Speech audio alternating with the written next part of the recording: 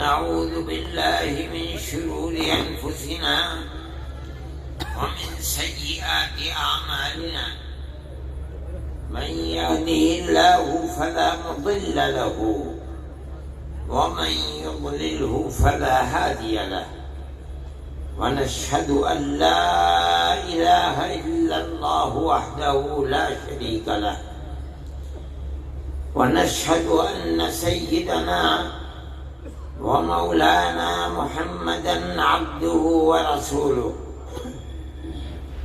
أما بعد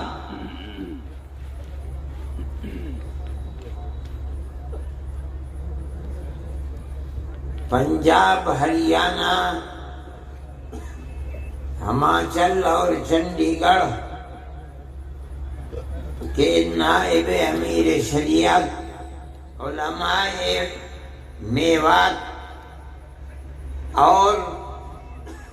میوات اور قرب و جوار کے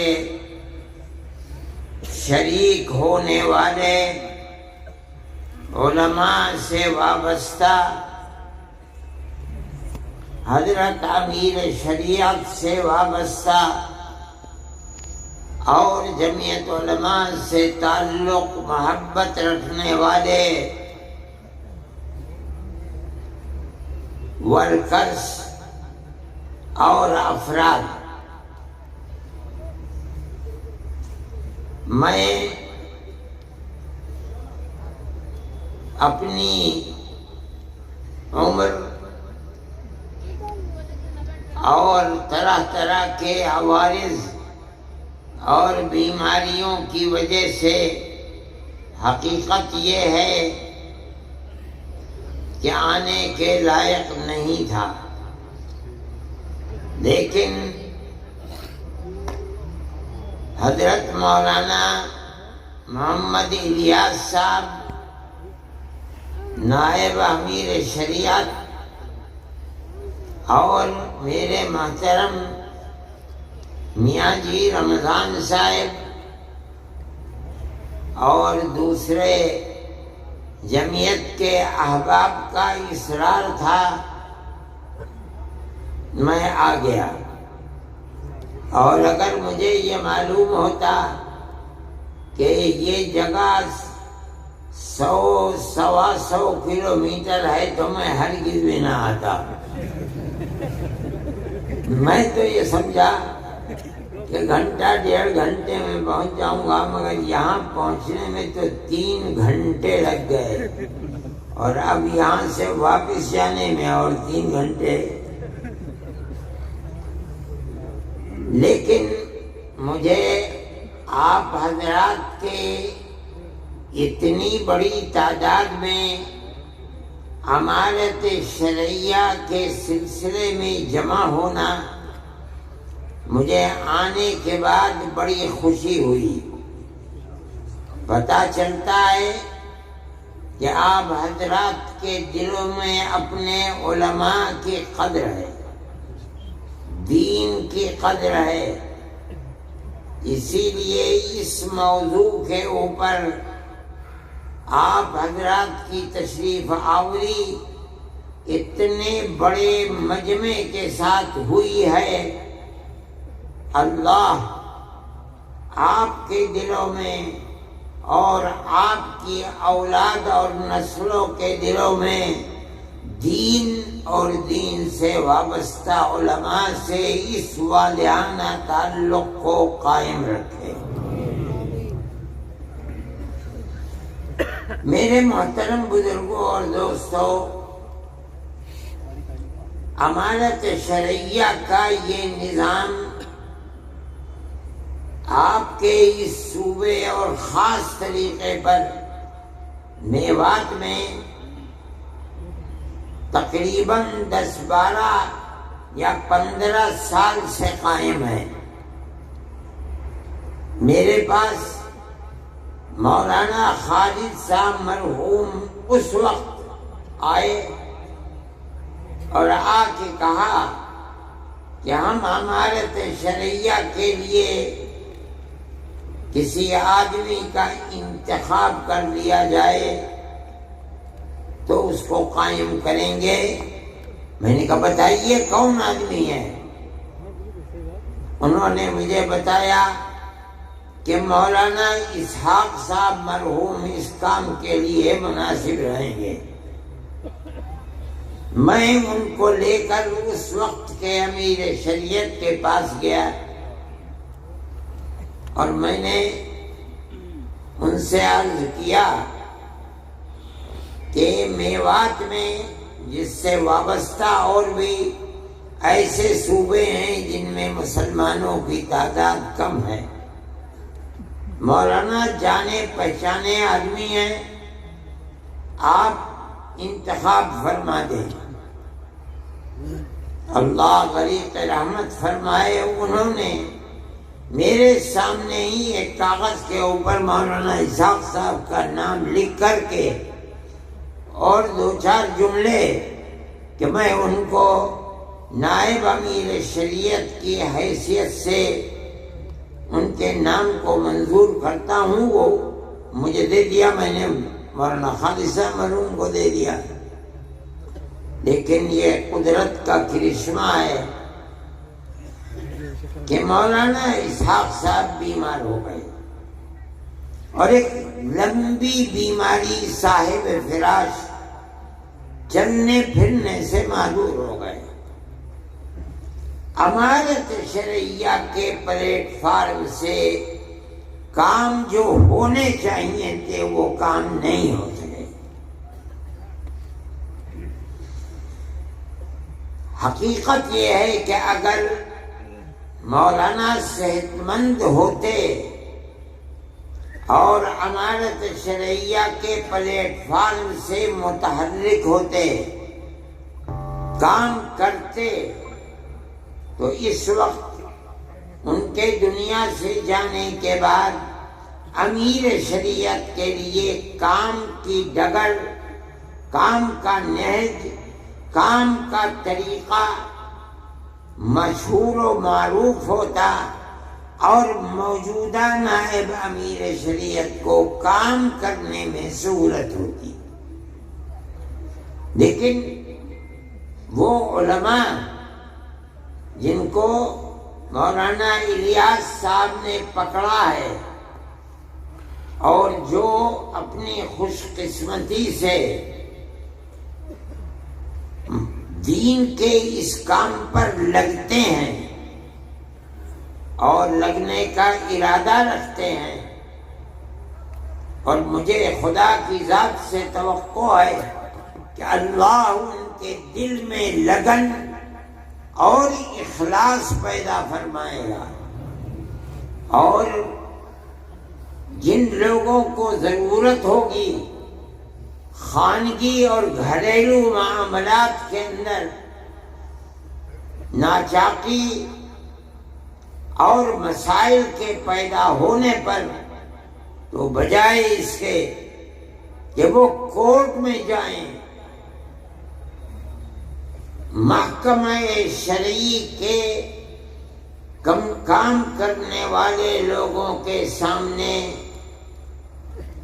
اپنی تحریر دیں گے کہ ہمارے اختلافات ہیں، ہم آپ کو حکم بناتے ہیں اور آپ جو فیصلہ کریں گے ہمیں منظور ہوگا،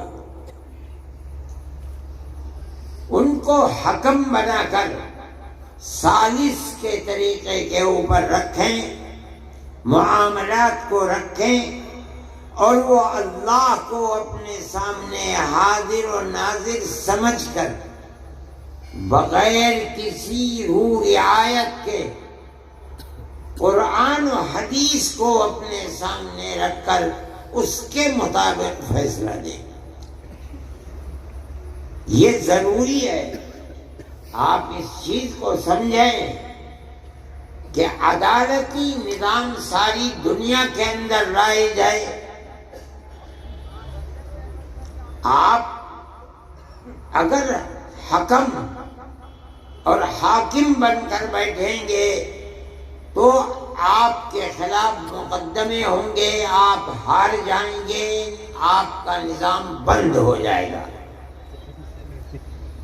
اگر آپ کسی چیز کو چلا سکتے ہیں تو اس کی صرف ایک ہی صورت ہے کہ آپ محکمہ شرعیہ چلانے والوں کو ثالث بنائیں اور یہ کہیں کہ ہمارا جھگڑا ہے، ہم آپ کے سامنے پیش کرتے ہیں، آپ ہمارے جھگڑے کے درمیان میں فیصلہ فرما دیں۔ اس تحریر کے بعد جس پر دونوں فریقوں کے دستخط ہوں گے، یہ چیز چلے گی، بجائے اس کے کہ آپ لاکھوں اور کروڑوں روپیہ عدالتوں کی نظر کر دیں، فقیر بن جائیں، زمینیں بک جائیں۔ یہ بہت آسان چیز ہے کہ جس کو مثل مشہور ہے کہ ہلدی لگی نہ پھٹکری اور رنگ آیا چوکھا، اس طریقے پر آپ کام کر سکیں گے۔ لیکن میں حضرت مولانا سے عرض کرتا ہوں کہ جو حکم بنیں گے، ثالث بنیں گے، وہ مدرسوں کے پڑھانے والے لوگ ہوں گے۔ یہ ایک دوسرا موضوع ہے کہ دو آدمیوں کے درمیان میں دونوں کے بیانات لینا، ان بیانات کو لے کر کے پھر آپس میں ہو سکتا ہے ضرورت جرح کی پڑ جائے، اس کی بنیاد کے اوپر ہو سکتا ہے گواہوں کی ضرورت پڑے۔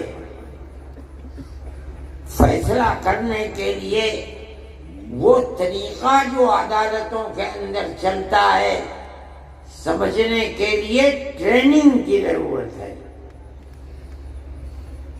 میں ان حضرات سے مولانا سے میں نے منصور پوری سے مولانا سلمان صاحب منصور پوری سے میں نے کہا تھا کہ حضرت مولانا جب متعین کر دیں کہ اس جگہ یہ، اس جگہ یہ، اس جگہ یہ، ان کو 1 2 3 4 دن کے لیے بلاؤ، جو لوگ طریقہ جانتے ہیں ان کی ٹریننگ کریں، انہیں بتائیں، تاکہ فریقین میں کسی کو اپنے دل میں یہ حسرت نہ رہے کہ معاملہ صاف نہیں ہوا اور ہم اپنے دلائل پیش نہیں کر سکے، یا ہم نے پیش کیے انہیں قبول نہیں کیا جا سکا۔ ہر چیز تحریر میں لے آنی چاہیے۔ میں یہ سمجھتا ہوں کہ اگر اس مسئلے کو اس انداز پر کیا گیا اور یہ حضرات تیار ہیں، 1 دن کے لیے، 2 دن کے لیے، 3 دن کے لیے آپ بھیجیے، اس میں جس چیز کی ضرورت ہوگی یہ فقیر بھی اس میں پوری طرح مدد کرے گا۔ اگر اور حضرات کو، ٹریننگ دینے والوں کو بلایا گیا تو میں اس سلسلے میں ان سے گزارش کروں گا کہ وہ آئیں اور آ کر ان حضرات کی ٹریننگ کو مکمل کریں، چاہے 1 مرتبہ، چاہے سال میں 2 مرتبہ، جب ضرورت پڑے انشاءاللہ میں اور یہ حضرات آپ کی مدد کریں گے۔ دوسری چیز میں یہ کہنا چاہتا تھا کہ امارت شرعیہ کا کام صرف یہی نہیں ہے کہ شوہر اور بیوی کے جھگڑوں کو نمٹائے، نہیں، اس کے علاوہ ہمارے اور آپ کے معاشرے میں، ہمارے جوانوں کے اندر، لڑکوں میں، لڑکیوں میں جو برائیاں پھیل رہی ہیں، اگر ان پر قدغن نہ لگائی گئی، ان کو جمع نہ کیا گیا، اور جہاں بھی علماء ہیں جس گاؤں میں ہیں، جس شہر میں ہیں، جس محلے میں ہیں، اگر ان کے ہاتھ کو نہیں پکڑیں گے تو ایک دو نسلوں کے بعد آپ کی ان آبادیوں کے اندر ٹوپی پہننے والے اور مسجدوں کو آباد کرنے والے لوگ نہیں ملیں گے، خدا نخواستہ۔ امارت شرعیہ کے ساتھ بہت علماء جڑے ہوئے ہیں، پڑھائیے بھی، اس کے ساتھ ساتھ طلباء پر نظر بھی رکھیے، ان کی تربیت بھی کیجیے، مطالعہ بھی کیجیے۔ اس کے ساتھ ساتھ ہر جوان کو دیکھ بھال کر کے اس کے ہاتھ کو پکڑنا اور اس راستے کو بتانا جو آپ کے آباء و اجداد کا راستہ ہے، علماء کا راستہ ہے، اللہ کے نبی کا بتایا ہوا راستہ ہے، اس راستے پر لے کے چلیں۔ یہ بھی امارت شرعیہ کا ایک بنیادی طریقہ کار ہے۔ اگر آپ اس کو نہیں اپنائیں گے تو آپ کا کام مکمل نہیں ہے۔ وہ ماں باپ جو اپنے بچے کو دیکھ رہے ہیں کہ وہ راستے سے ہٹا ہوا ہے، علماء کو بتائیں۔ علماء کا یہ فرض ہے کہ جائے، قریب کرے، محبت اور پیار کے ساتھ سمجھائے اور امر بالمعروف اور نہی عن المنکر کر کے اس کو سیدھے راستے پر لائے۔ یہ فرض ہے۔ مجھ سے لوگوں نے اس سفر میں بھی بتایا، پہلے بھی بتاتے ہیں کہ لوگوں کے اندر جوا، سٹا، شراب، بدکاری پہلے سے بہت زیادہ ہے، اور یہ چیز آپ کی بھی عفت و پاک دامنی کے اوپر پھٹا لگائے گی۔ آپ کے بچے اگر محفوظ نہیں ہیں، لڑکے، یاد رکھیے کہ آپ کی لڑکیاں بھی محفوظ نہیں رہ پائیں گی۔ دنیا کے اندر آج وہ طبقے ابھر رہے ہیں، طاقتور بن رہے ہیں، جن کا مقصد یہ بنا ہوا ہے کہ وہ مسلمان بچیوں کو آوارہ گردی کا شکار بنائیں۔ مخلوط تعلیم اور موبائل سب سے بڑا ذریعہ ہے بربادی کا۔ بچیوں کے ہاتھ میں موبائل، گھر کے اندر اور گھر سے باہر، یہ ان بچیوں کی بربادی کا سب سے بڑا ذریعہ ہے۔ ایسے واقعات ہوتے ہیں کہ بچیاں مخلوط تعلیم کے اندر نہیں ہیں، لڑکیاں لڑکیوں کے اسکول میں ہیں، لڑکے لڑکوں کے اسکول میں ہیں۔ اس کے باوجود ایک تو وہ ٹیچر جو ان لوگوں کے ہاتھ میں ہیں جو ان بچیوں کو برباد کرنا چاہتے ہیں، دوسرے موبائل، انہوں نے اس کے باوجود ان کو برباد کر دیا۔ میں آپ سے کہتا ہوں، ابھی مظفر نگر کے اندر مسئلہ ہوا، پولیس نے ایک ہوٹل کے اوپر جا کر چھاپا مارا، 50 لڑکے اور 50 لڑکیاں پکڑی گئیں۔ جب پردہ اٹھا، یہ بچیاں، حیرت کی بات یہ ہے کہ اس اسکول کی پڑھنے والی تھیں جو اسکول صرف بچیوں کے لیے ہے۔ سوال پیدا ہوتا ہے کہ ان لڑکوں سے جو مسلمان لڑکے نہیں تھے ان کا تعلق کیسے پیدا ہوا؟ اس کی دو ہی چیزیں ہیں کہ جو ٹیچر ہیں وہ مسلمان نہیں ہیں، حالانکہ عورتیں ہیں۔ دوسری چیز موبائل،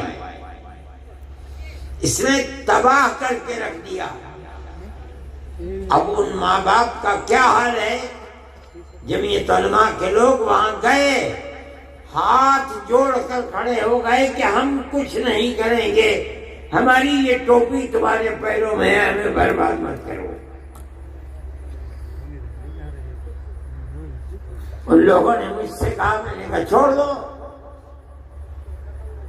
جنہیں خود اپنی بربادی کے اوپر رونا آتا ہے اور انہوں نے اپنی بچیوں کے ہاتھ کو چھوڑ دیا اور یہ سمجھتے ہیں کہ موبائل اور اسکول میں پڑھنا انہیں نقصان نہیں پہنچائے گا۔ میں آپ سے کہہ رہا ہوں کہ آپ اگر اس پر قدغن اور روک نہیں لگائیں گے تو آپ اپنی بچیوں کی عفت و پاک دامنی کی حفاظت نہیں کر سکتے۔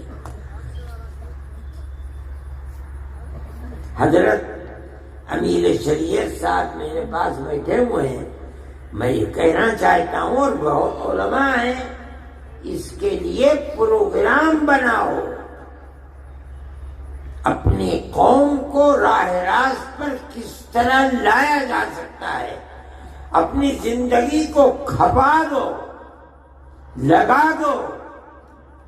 اگر اس کے اندر کوتاہی ہوگی تو آنے والے 50 سال کے اندر کتنی بربادی ہوگی آج آپ اس کا تصور نہیں کر سکتے۔ ایسے لوگ ہیں ملک کے اندر جن کا پروگرام یہی ہے کہ مسلمانوں کے گھروں کے اندر عفت و پاک دامنی کا جنازہ نکالا جائے اور وہ اس کے اوپر لگے ہوئے ہیں۔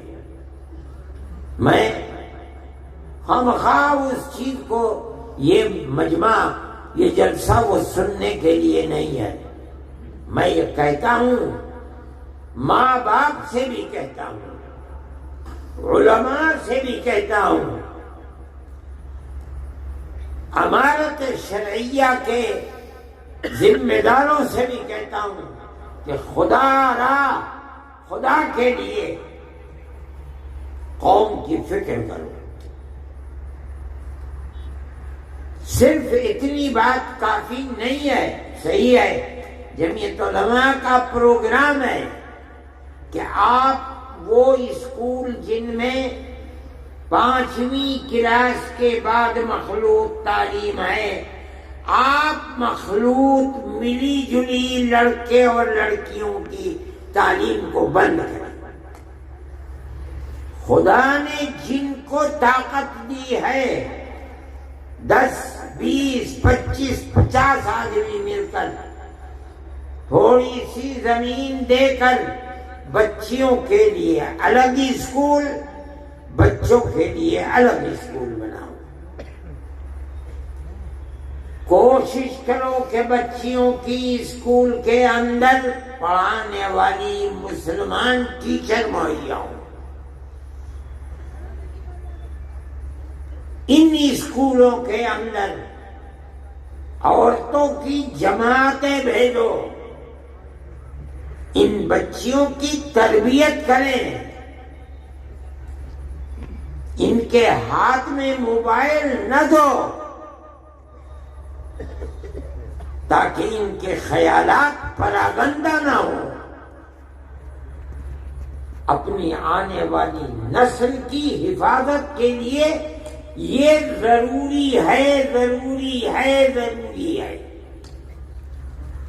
ورنہ ہم اپنے جس ملک میں رہتے ہیں جہاں سیاست ہندو مسلم اکثریت اور اقلیت کی نفرت کے اوپر ٹکی ہوئی ہے، وہ کی اور آپ کے بچیوں کی عفت و پاک دامنی کو زندہ نہیں رہنے دینا چاہتے. یہ آپ کی ذمہ داری ہے کہ آپ اپنی آنے والی نسل کو العیاذ باللہ ارتداد سے بچائیں اور انہیں مسلمان چھوڑ کر مریں. اس کی کوشش کیجئے کہ وہ بھی جب وقت آئے تو مسلمان رہتے ہوئے مریں. یہ ہماری ذمہ داری ہے.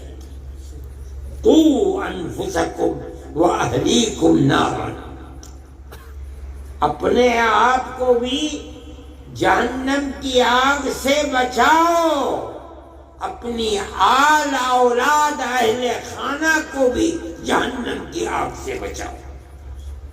یہ جبھی ہوگا جب ماں باپ، بہن بھائی، بڑے اور چھوٹے اس نقطۂ نظر میں سب متفق ہوں کہ ہمیں اپنے گھر، در، اولاد، بیوی، بچے، بچیوں سب کو جس طرح ہم مسلمان ہیں انہیں بھی مسلمان ہی بنا کر دنیا سے جانا ہے. یہ بھی امانت شرعیہ کا پہلو ہے، ضروری ہے. اس لیے آپ حضرات جس ولولے اور جذبے کے ساتھ آئے ہیں، میں آپ سے کہتا ہوں کہ آپسی گھریلو جھگڑے یقیناً ان کا حل ہونا چاہیے. امانت شرعیہ کا پلیٹ فارم اس کے لیے نہایت ضروری ہے، لیکن صرف یہی امانت شرعیہ کا کام ہے اور کچھ نہیں. غلط ہے.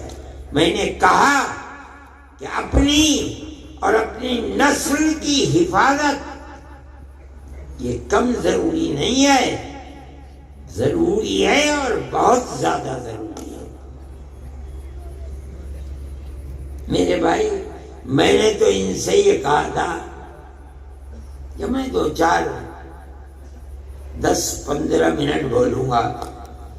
اس کے ساتھ ساتھ میں اپنی بات کو ختم کرنے سے پہلے آپ سے کہتا ہوں کہ ہم اور آپ اسی ملک کے رہنے والے ہیں. اگر اس ملک میں جاٹ رہتا ہے تو مسلمان بھی جاٹ ہے. اگر ہندو برہمن ہے تو کشمیر میں جا کے دیکھو مسلمان بھی برہمن ہے. راجپوت ہے ہندو، مسلمان بھی راجپوت ہے. ہر برادری جو ہندوؤں میں پائی جاتی ہے ہندوستان میں، مسلمانوں میں بھی وہ برادری پائی جاتی ہے. اس کا مطلب یہ ہے کہ دنیا یہ سمجھتی ہے، نادان بے پڑھے لکھے، کہ ہندوستان میں مسلمان باہر کے آئے ہوئے ہیں. وہ جاہل ہیں. کچھ لوگ ہو سکتا ہے 1,00,000 2,00,000 10,00,000 ہندو مسلمان ایسے ہوں کہ جو باہر کے آئے ہوئے ہیں. آ گئے. آج ساری دنیا کے اندر مسلمان ہیں. امریکہ میں جاؤ مسلمان ہے، یورپ میں جاؤ مسلمان ہے، اور ساری دنیا کے لوگ آئے ہیں کھانے کمانے کے لیے، وہ بھی وہاں پہنچے ہیں. لیکن ہندوستان کے اندر ایسا نہیں ہے. یہاں تو 96 97 98 99% مسلمان کسی ملک کا رہنے والا ہے. ان کی زبان ایک ہے، پہناوا ایک ہے، رہن سہن ایک ہے، کہاں دوسرے کے. لیکن میں یہ کہتا ہوں کہ جب ہم ایک ہیں، ایک ہی گھرانے سے پیدا ہوئے ہیں، ہمارے ماں باپ ایک ہی تھے، تو ٹھیک ہے. لوگ نفرت کی سیاست کرتے ہیں، لڑاتے ہیں، جھگڑاتے ہیں، لیکن مسلمان کو اپنا مذہبی فریضہ سمجھ کر یہ بات کہنی چاہیے کہ مذہب کچھ بھی ہو، ہم ایک ملک کے رہنے والے، ہم سب بھائی بھائی ہیں۔ آپ 1400-1300 سال سے اس ملک میں رہتے ہیں اور اسی تاریخ کے ساتھ رہتے ہیں، گاؤں در گاؤں رہتے ہیں، ہندو اور مسلم رہتے ہیں، پیار و محبت کے ساتھ رہتے چلے آئے ہیں۔ یہ ہمارا امتیاز ہے۔ دنیا چاہتی ہے کہ جہاں اقلیت ہندو کی ہے مسلمان نکال دیں، جہاں اقلیت مسلمان کی ہے ہندو نکال دیں، مسلمان کی دکان سے نہ خریدو، مسلمان ہندو کی دکان سے نہ خریدیں۔ یہ ہماری تاریخ نہیں ہے۔ ہم تو بھائی بھائی کی طرح رہتے تھے۔ آپ کی تاریخ کو دنیا آگ لگانا چاہتی ہے۔ جمعیت علماء کا نظریہ یہ ہے، آپ اپنی تاریخ کو زندہ کریں اور ہندو مسلمان ہر جگہ بھائی بھائی بن کر رہیں، ایک دوسرے کے دکھ میں سکھ میں شریک رہیں۔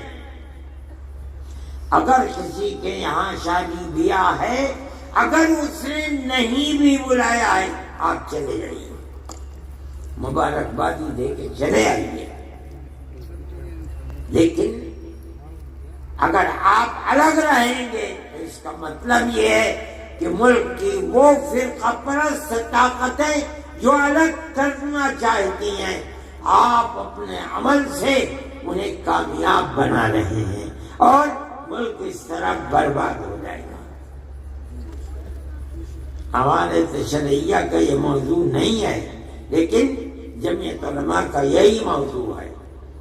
میں اتنا بڑا آپ کا مجمع ہے، میں اس دن دلی کے اندر میرا جلسہ تھا، ایک پنڈت جی کا بھائی میں بھی آؤں گا، اتنا بڑا ٹیکا یہاں لگا ہوا، صبح صبح آ گئے۔ میں نے کہا پنڈت جی چلو، وہ آ کے میرے پاس ہی بیٹھ گئے، بہت دیر دیکھتے رہے دائیں بائیں۔ اس کے بعد جب میں نے انہیں فون کیا بعد میں، پنڈت جی گئے تھے کیا گیا؟ کہنے لگے جی میں نے تو اپنے جیتے جی اتنا بڑا مجمع دیکھا نہیں تھا۔ میں نے کہا کوئی خراب بات آجی کیا بات کرو ہو، بات اچھی بات تھی۔ تو میں یہ کہتا ہوں کہ پیار و محبت، ایک دوسرے کے دکھ اور سکھ میں بھائی بھائی کی طرح شریک ہونا، شریک رہنا، اس کو آپ اپنی زندگی کا مضبوط نصب العین اور نظریہ بنائیے، تبھی آپ عزت و آبرو، چین و سکون، امن و امان اور پیار و محبت کے ساتھ رہ سکتے ہیں، اور یہی آپ کی تاریخ ہے۔ آپ اس چیز کو سمجھیے جو میں کہہ رہا ہوں، اور اس پر اپنے آپ کو مضبوط کر لیجیے۔ کوئی کچھ بھی کہے، آپ اسی کو اپنا نصب العین بنائیے۔ علماء کو یہ بات لوگوں کے سامنے رکھنی چاہیے، اور اپنے باپ دادا پردادا کی جو تاریخ تھی جس کو مٹایا جا رہا ہے، آپ اس تاریخ کو زندہ رکھیے۔ دوسرے جو بات میں نے کہی ہے، بچیوں کے اسکول الگ، بچوں کے اسکول الگ بنائیے، اور ان بچیوں کے اندر اور بچوں میں بھی آپ تبلیغی جماعت کو، عورتوں کی جماعت ان اسکولوں میں، بچیوں کے، مردوں کی جماعت بچوں کے اسکول، ان کی صحیح تربیت کیجیے، رکھیے۔ بغیر تربیت کے تعلیم کچھ تعلیم نہیں ہے، بیکار ہے۔ اللہ تعالی آپ سب کی، ہماری مدد فرمائے، دین و ایمان پر ثابت قدمی عطا فرمائے، ہمارے ملک کے اندر امن و امان کی فضا کو اللہ مضبوط فرمائے، اور جو لوگ ہماری تاریخ کو، ہندو مسلم تاریخ کو مٹا رہے ہیں، اللہ انہیں ناکام و نامراد فرمائے، ملک کو امن و امان کا گہوارہ بنا دے۔ وصلی اللہ تعالی علی خیر خلقہ سیدنا محمد وعلی آلہ واصحابہ اجمعین۔